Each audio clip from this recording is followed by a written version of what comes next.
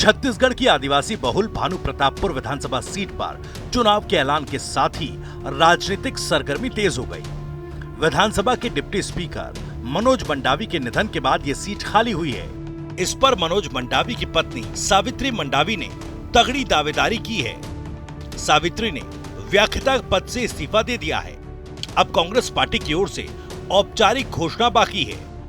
दूसरी ओर बीजेपी में कई दावेदार सामने आ रहे हैं। बीजेपी पर्यवेक्षकों की नियुक्ति के बाद 4 सदस्यीय टीम 9 नवंबर को भानु प्रतापपुर का दौरा करने जा रही है, जो प्रत्याशी नाम तय कर घोषणा के लिए पार्टी हाईकमान को नाम सौंपेंगे।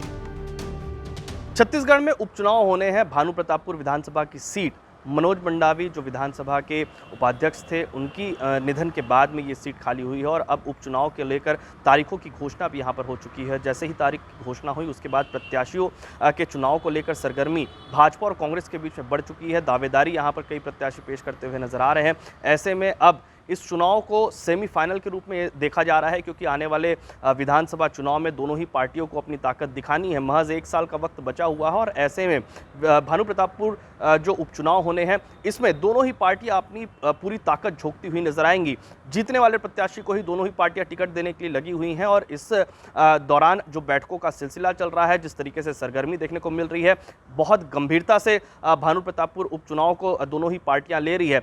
किसे टिकट मिलेगा ये आने वाले कुछ घंटों के बाद में तय हो जाएगा। लेकिन सबसे महत्वपूर्ण यही है कि जिस तरीके से इस चुनाव को देखा जा रहा है, इस चुनाव में जिसकी जीत होगी उसको ही माना जाएगा कि आने वाले विधानसभा चुनाव में उस पार्टी के दमदार जीत की जो उम्मीद है वो दिखती हुई नजर आ रही है। जनता जिस पर सेहरा सजाएगी भानु प्रतापपुर में, उस पार्टी को ही सबसे ज़्यादा मजबूत पार्टी के रूप में यहाँ पर देखा जाएगा, क्योंकि भाजपा और कांग्रेस दोनों ही आने वाले विधानसभा 2023 के चुनाव को लेकर यहाँ पर पूरी तरीके से तैयारी में जुट गए हैं और यही वजह है कि ये जो उपचुनाव है इसे सेमीफाइनल के रूप में देखा जा रहा है। किस तरीके का वहाँ का प्रक्रिया होनी है, क्या कुछ वहाँ पर होगा, कैसा वहाँ का समीकरण है, ये हमारी इस खास रिपोर्ट से देखिए। दरअसल भानु प्रतापपुर में उपचुनाव घोषणा के बाद 5 दिसंबर को वोटिंग होगी और 8 दिसंबर को मतगणना होगी। इसके लिए निर्वाचन आयोग ने तैयारियां शुरू कर दी। वहीं चुनाव के लिए 10 नवंबर से नामांकन की प्रक्रिया शुरू हो जाएगी। इसे लेकर राजनीतिक उठापटक शुरू हो गई है। मनोज मंडावी के निधन के बाद खाली हुई भानु प्रतापपुर विधानसभा सीट में जीत बीजेपी और कांग्रेस के लिए एक अग्नि परीक्षा जैसी होगी। कांग्रेस इस सीट को हर हाल में बचाने में जुटेगी और राज्य में कांग्रेस के मजबूत होने का संकेत देगी। वहीं बीजेपी इस सीट को 2023 के विधानसभा चुनाव का सेमीफाइनल मैच के नजरिए से लड़ने जा रही है। बीजेपी इस सीट को जीतकर 2023 में सत्ता पर अपनी मजबूत दावेदारी पेश करना चाहती है। वहीं कांग्रेस मनोज मंडावी की छवि को भुनाने के साथ सहानुभूति भी बटोरना चाहती है। इस कारण कांग्रेस स्वर्गीय मनोज मंडावी की पत्नी सावित्री मंडावी को प्रत्याशी बना रही है। इधर बीजेपी चुनाव को लेकर संशय की स्थिति में है। अभी तक किसी उम्मीदवार का नाम सामने नहीं आया। ऐसे में बीजेपी ने 4 पर्यवेक्षकों की नियुक्ति की है। ये पर्यवेक्षक प्रत्याशी चयन के लिए रायशुमारी करेंगे, जो 9 नवंबर को भानु प्रतापपुर जाएंगे।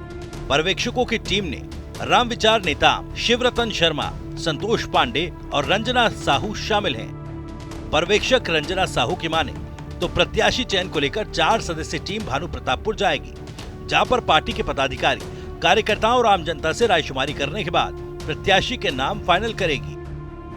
देखिए, ये तो वहाँ जाने के बाद ही समझ में आएगा। निश्चित रूप से संगठन ने बहुत बड़ी जो जिम्मेदारी दी है, वहाँ पर जाकर कार्यकर्ताओं से बातचीत करके और लोगों की सुन के समझ के वहाँ पर क्या परिस्थितियाँ हैं, तो वहाँ जाने के बाद ही परिस्थितियाँ समझ में आएंगी। कब तक फैसला हो जाएगा कैंडिडेट का?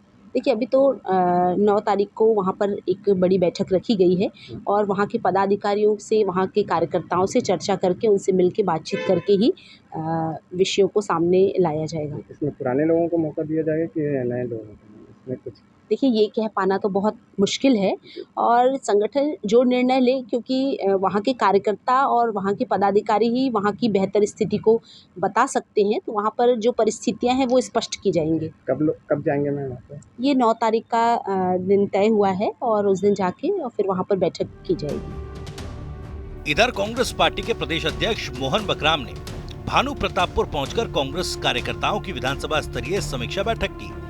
इस बैठक में पीसीसी अध्यक्ष के साथ कांकेर विधानसभा शिशुपाल सोरी, अंतागढ़ विधायक अनूप नाग भी उपस्थित रहे। इनकी उपस्थिति में विधानसभा के सभी कार्यकर्ताओं पदाधिकारियों ने अपनी अपनी बातें रखी।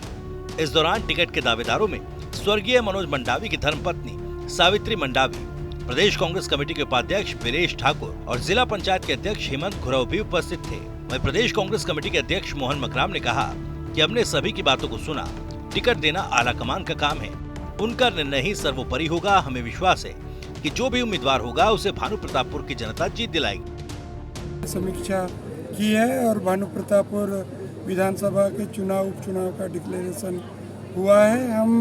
हमारी सरकार माननीय भूपेश बघेल जी की सरकार की उपलब्धियों, नीतियों, योजनाओं को लेकर हम जनता के बीच में हम जाएंगे।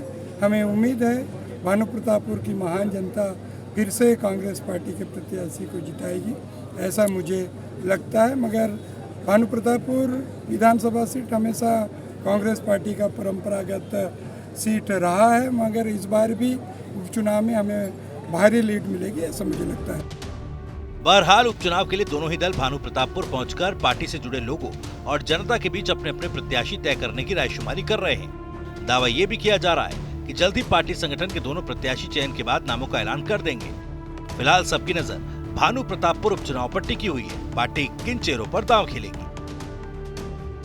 साफ जाहिर है कि जिस तरीके के समीकरण चुनाव के नज़र आ रहे हैं, भानु प्रतापपुर जो विधानसभा सीट है इसलिए भी महत्वपूर्ण है क्योंकि त्रिकोणीय मुकाबला यहाँ पर हो सकता है अगर किसी निर्दलीय किसी ने मजबूत दावेदारी यहाँ पर अपनी पेश की। और यही सबसे बड़ी वजह है कि बीजेपी और कांग्रेस ऐसे दावेदार की तलाश में है जिस पर जनता का मुहर लगे, जो जनता के बीच से जनता का सबसे ज़्यादा बेहतर चेहरा हो, जनता के बीच से वो चेहरा निकलकर सामने आए। इस दौरान में अब देखना ये दिलचस्प होगा कि इसको लेकर क्योंकि 10 नवंबर से यहाँ पर नामांकन की जो प्रक्रिया है वो शुरू हो जाएगी और उसके बाद 5 दिसंबर को चुनाव होने हैं, 8 दिसंबर को मतगणना होनी है जिस पर सेहरा सजेगा।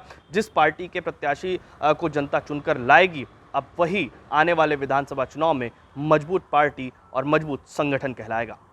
छत्तीसगढ़ से TV9 के लिए अमित मिश्रा।